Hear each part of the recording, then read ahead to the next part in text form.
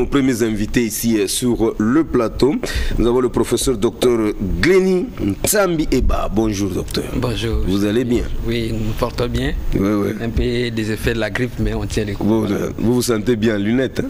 Oui, oui. Merci beaucoup. Vous n'êtes pas seul. Docteur Joachim Bouma, lui n'est plus à présenter. Hein? Docteur, vous allez bien? Par la grâce de Dieu, oui, je vais bien. Qui vous voit la WC. Vraiment. Parce que chacun a son dada. Hein? Vraiment, vous expliquez tellement bien que les gens se retrouvent. Vous les réconfortez. Il y a ceux qui croient que vous vous retrouvez avec la monnaie de la WC, c'est comme c'est la fin du monde. Alors que ce n'est qu'une étape de la vie. Vraiment. Alors, docteur Jéred Mango, docteur, vous allez bien? Oui, ça va bien. Vous aussi, vous avez reçu la fois dernière. Oui. Vous êtes revenu à l'Arzoro. Bijou Nkwar, tu as vu nos invités? Oui, je les ai vus. Malheureusement, ils ne m'ont pas salué. Hein. Ah, Je ne sais pas pourquoi. Bonjour, chérie. Bonjour. On est ensemble. D'accord. voilà. Tout à fait. Alors, si vous êtes là, c'est pour parler de ce forum national sur les AVC. Docteur Glenny, on commence avec vous. Justement, nous venons parler du Forum national sur les AVC. C'est une activité très importante qui est organisée par la faculté de médecine de l'Université de Kinshasa et qui est chapeautée par le ministère de la Santé. Et c'est pour parler de tout ce qui entoure les AVC. L'Université de Kinshasa, au travers de cette faculté, et les différents départements qui sont impliqués dans la prise en charge de cette pathologie qui devient de plus en plus une catastrophe, non seulement dans le monde et ici au Congo, les services de neurochirurgie, les services de radiologie interventionnelle, les services de neurologie, de psychiatrie, de médecine interne, de gynéco-obstétrique, en tout cas tous les domaines qui sont impliqués dans la prise en charge des AVC, nous allons nous réunir du 16 au 17 août 2024 au Salon Rouge des Affaires étrangères pour discuter de tout ce qui concerne la prise en charge des AVC, de l'identification de la pathologie, du diagnostic, du traitement médical, du traitement chirurgical, du traitement physiothérapique après les crises d'AVC, parce qu'on se rend compte que de plus en plus dans notre société, les AVC touchent des personnes de plus en plus jeunes. Et c'est comme ça que nous avons voulu, au travers de ce forum, lancer l'idée que nous avons voulu développer à l'Université de Kinshasa de créer les unités neurovasculaires, les unités qui vont s'occuper de la prise en charge de toutes les personnes qui sont affectées par les AVC. Ok, bonne chose. Je voulais que vous placiez un petit mot, parce que Bijou a une question avant qu'elle la pose. Un petit commentaire par rapport à notre... Nous avons un thème aujourd'hui très alléchant, le transport en commun. Je crois que vous subissez aussi ce fouet. Je risque de dire que c'est un facteur des AVC. Parce que j'ai déjà un stress de prendre des routes difficiles et on ne se rend pas compte de la pression que la route peut faire sur le mental. Or, le mental, c'est le cerveau qui gère ça. L'AVC touche justement le cerveau. Plus on est stressé, plus il risque de faire monter la pression artérielle. Et quand la pression monte, les vaisseaux deviennent fragiles, elles peuvent se rompre et créer des hémorragies dans le cerveau. Et la conséquence, c'est la paralysie qui arrive et c'est le tableau d'AVC dont nous allons parler à travers ce forum. Dans le transport en commun des retombées, hein? Là c'est le docteur qui parle. Oui. Bijou Nkwar. Alors, docteur, puisque nous parlons de l'AVC, quels sont plutôt les symptômes d'un début d'un AVC? Alors, les AVC, comme nous ne voulons pas parler de l'AVC, pardon, des AVC, parce que c'est une entité assez complexe. D'abord, il faut les distinguer clairement en deux groupes. Je vais éviter de parler trop médecine. Donc, il y a ce qu'on appelle les AVC ischémiques et les AVC hémorragiques. Il faut les comprendre de manière simple. Le cerveau est nourri par des tuyaux que nous appelons des vaisseaux. Et le cerveau, c'est l'organe le plus gourmand en matière de sang. Si bien que lorsque le cœur pompe le sang, environ 20% est d'abord destiné au cerveau, parce qu'on sait que du cerveau dépend tout le reste du corps. Alors, ce sang passe par les tuyaux que nous appelons les vaisseaux, comme l'eau passe par les tuyaux de la régie des eaux. L'AVC est dû au fait que soit un tuyau est bouché, un territoire qui devait recevoir le sang, c'est comme la commune d'Enjili doit recevoir l'eau du tuyau de la régie des eaux. Quand ce tuyau est bouché, cette commune ne va plus recevoir de l'eau. Donc un vaisseau qui est bouché, les territoires du cerveau qui dépendent de ce vaisseau sera privé de sang, va être destiné à la mort. Et c'est ce que nous allons appeler l'AVC ischémique. De l'autre côté, ce que nous voyons couramment par rapport à la régie des os, c'est les tuyaux qui sont rompus. L'eau, au lieu d'aller là où les gens doivent bénéficier de l'eau, l'eau va se répandre dans la route, dans la maison, ainsi de suite. Donc, il arrive qu'un vaisseau qui apporte le sang dans le cerveau soit rompu et le sang va se répandre dans le cerveau. Or, la nature n'a pas prévu une place pour autre chose que l'encéphale à l'intérieur de la tête. Le sang qui s'ajoute là, c'est quelque chose qui n'était pas prévu. Ça va occuper un espace qui ne lui a pas été prévu. Conséquence, ça va faire la pression sur le cerveau. Et si cette pression continue sans qu'on soigne correctement, sans qu'on l'arrête, le cerveau va entrer en souffrance. Conséquence, c'est la paralysie, c'est la mort. Voilà un peu comme ça on peut comprendre l'AVC. Et ça survient brusquement, c'est pourquoi on parle d'accident, ça ne prévient pas. Même quand je suis debout là, je peux faire un AVC, soit qu'un vaisseau est bouché, soit qu'un vaisseau est rompu. C'est souvent un signe de perte de fonction d'une partie de votre corps parce que la partie du cerveau qui commande cette partie du corps est entrée en souffrance. Donc on peut avoir des maux de tête brutales, surtout quand c'est rompu, soit on peut avoir une faiblesse d'un bras, d'une jambe ou même de la moitié du corps ou de la bouche qui se dévie ou les yeux qui deviennent flous. Tout ça, ces éléments qui vont vous faire dire qu'il y a quelque chose qui se passe dans la tête et dans la partie de la tête qui contrôle cette partie de votre corps. Donc les signes sont tellement variés, ça peut venir brutalement, ça peut venir progressivement. Vous sentez que heure après heure, votre membre commence à s'affaiblir. C'est un signe qu'il y a une souffrance qui entre dans le cerveau au travers une souffrance des vaisseaux qui nourrissent le cerveau. Merci beaucoup, docteur. Alors, docteur Joachim Bouma. Oui, papa Daniel. Voilà, un commentaire d'abord par rapport à notre thème du jour, le transport en commun. Oui, moi j'en souffre d'ailleurs. Quand je sors le matin pour me rendre soit à RTNC ou au campus, ils sont des bousculades. Hein. Parfois je suis en faux tête. Vous voyez. Bon.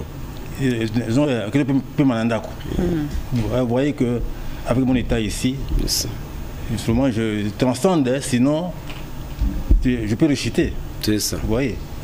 Donc ça vous pousse à vous énerver un peu. Oui. C'est un gros facteur de risque. Comme je disais que moi je suis comme Jean-Baptiste qui crie dans le désert.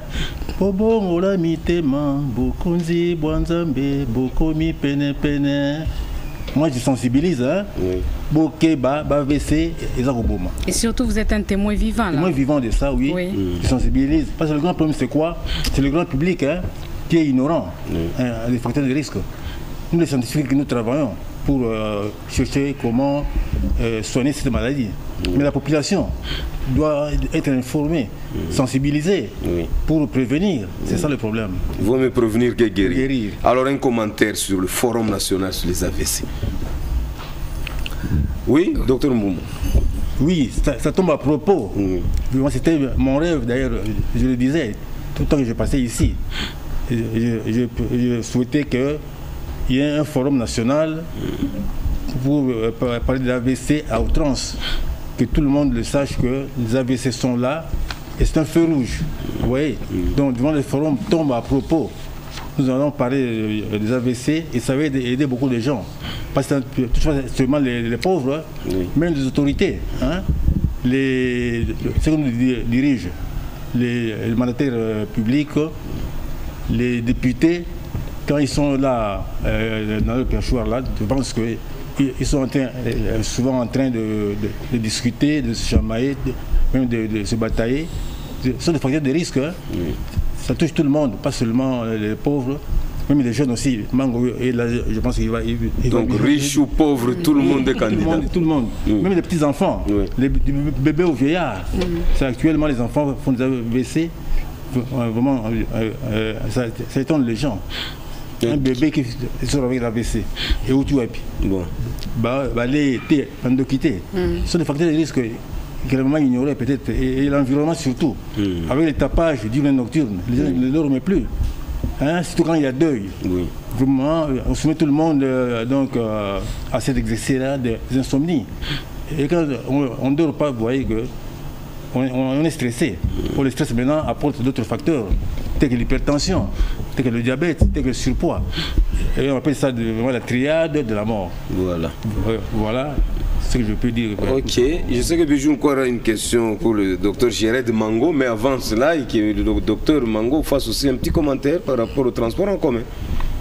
Docteur Mango, bonjour. Oui, bonjour, merci beaucoup pour l'invitation et toujours en rapport avec l'activité, donc surtout sur les transports, comme vous avez dit, en commun, c'est aussi l'un des facteurs majoritaires parmi les facteurs des risques des maladies, donc des accidents vasculaires cérébraux.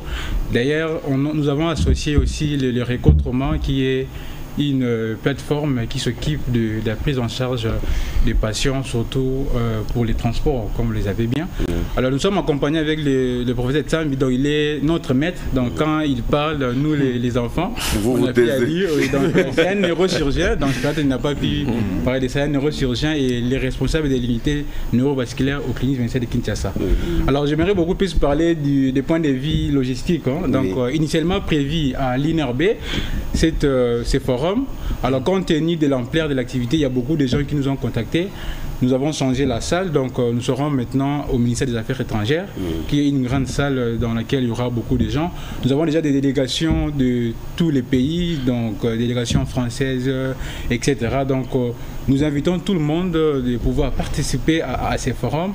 Et sont participants à cette activité le médecin.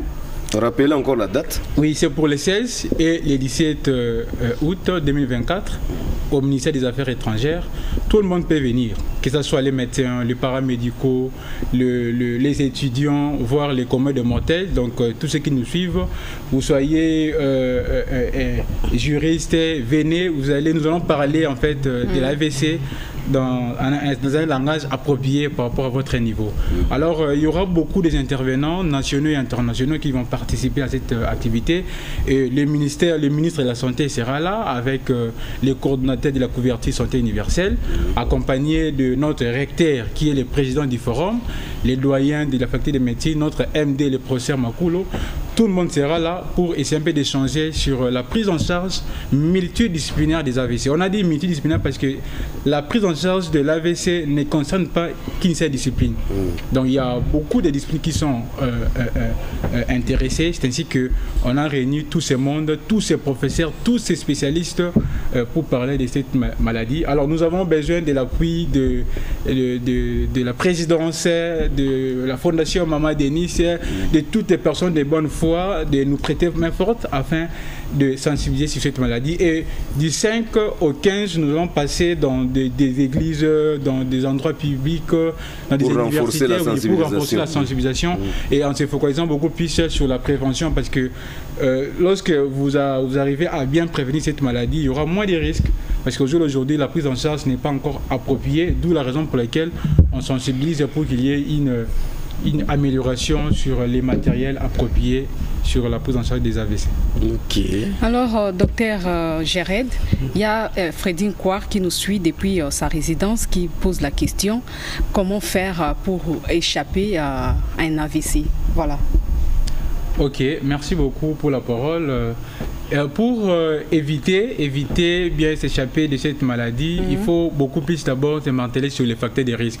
Donc comme le docteur Joachim l'a si bien dit, les facteurs de risque sont tellement nombreux, en commençant par des comorbidités. Vous pouvez avoir une hypertension artérielle, c'est l'un des facteurs qui peut être à la base des AVC. Il y a une hyperlipidémie, les gens qui ne respectent pas en fait une bonne alimentation. Donc les cholestérols, l'excès de cholestérol peut être à la base des AVC. Les stress aussi peut être à la base des AVC. Donc vous voyez, il y a des familles, il y a des parents qui à tout moment s'inquiètent pour la rentrée scolaire des enfants, etc.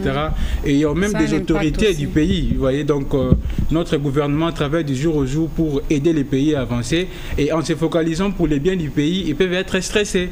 Alors il faut que tout ce monde-là, toutes les autorités soient en contact régulier avec les spécialistes en la matière, notamment le prof Tam, il est là. Donc en étant en contact avec ces personnes, ça fera de sorte que nous puissions diminuer les risques de ces maladies. Donc les facteurs sont nombreux. Alors on ne saura pas tout détailler ici, c'est ainsi que nous invitons tout le monde au forum, tous les détails parler de manière holistique. Ok, merci beaucoup. Alors pour terminer complètement, professeur Dr Grimi Tsabi Eba, un message particulier pour aujourd'hui avant de se dire au revoir. Voilà, le message particulier, c'est d'abord l'invitation à tous. Comme on a dit, il n'y a pas que les médecins et les spécialistes du domaine. Nous voulons vraiment échanger. Au bout de ces échanges, nous allons fournir des recommandations en matière de prévention et en matière de prise en charge et surtout le développement des unités neurovasculaires à travers les pays pour que quand quelqu'un fait l'AVC, on sache où le conduire de manière à ce qu'il soit pris en charge très rapidement. En effet, on dit, comme les Anglais disent, time is money, donc le temps c'est l'argent, nous disons le temps c'est le cerveau. Plus vous avez une crise d'AVC que vous traînez, vous risquez d'avoir des conséquences graves. D'abord, un handicap qui ne pourra peut-être jamais récupérer, mais aussi la mort. Et quand vous êtes handicapé, vous êtes dépendant pour longtemps. Voilà. Nous avons Dr Joachim ici, je vous dis que j'ai étudié avec lui à la faculté, on a terminé la médecine ensemble. C'est juste à la fin de l'étude de médecine qu'il a fait l'AVC. Vous le voyez, il a gardé les handicaps toute sa vie. Donc, nous voulons vraiment sensibiliser le maximum de gens pour être branchés sur cette activité.